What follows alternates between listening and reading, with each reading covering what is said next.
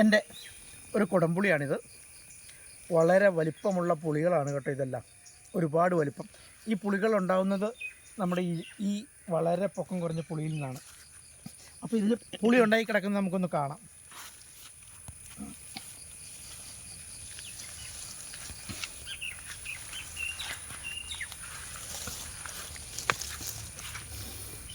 ഇതാണ് ഇതിൽ പുളി ഉണ്ടായി കിടക്കുന്നത് കേട്ടോ. എല്ലാം പഴുത്ത് കിടക്കുവാണ്, ധാരാളമായിട്ടാണ് പുളി ഉണ്ടായി കിടക്കുന്നത്. ഇതൊക്കെ പഴുത്ത പുളികളാണ്, കണ്ടില്ലേ?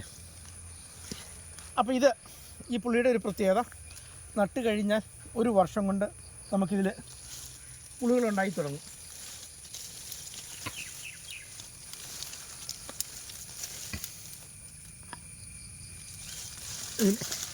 ഇതിങ്ങനെ അടിഭാഗത്താണ് ഇതിൻ്റെ പുളികളുണ്ടാവുന്നത്.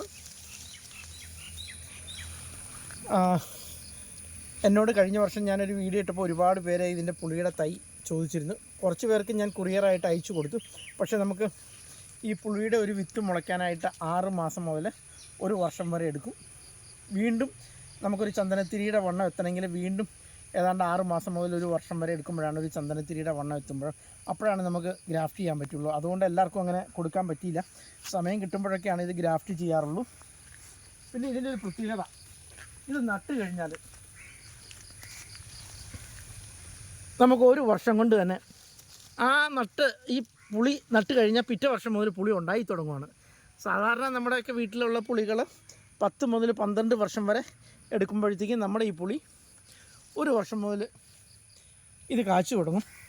അങ്ങോട്ടെല്ലാം നിൽക്കുന്നത് കുടംപുളിയാണ് കേട്ടോ. ചെറിയ പുളിയാണെങ്കിലും അതിലുണ്ടാവുന്ന പുളി വളരെ വലിപ്പമുള്ള പുളികളാണ്. അപ്പോൾ ഇതാണ് എൻ്റെ പുളിയുടെ വിശേഷങ്ങൾ.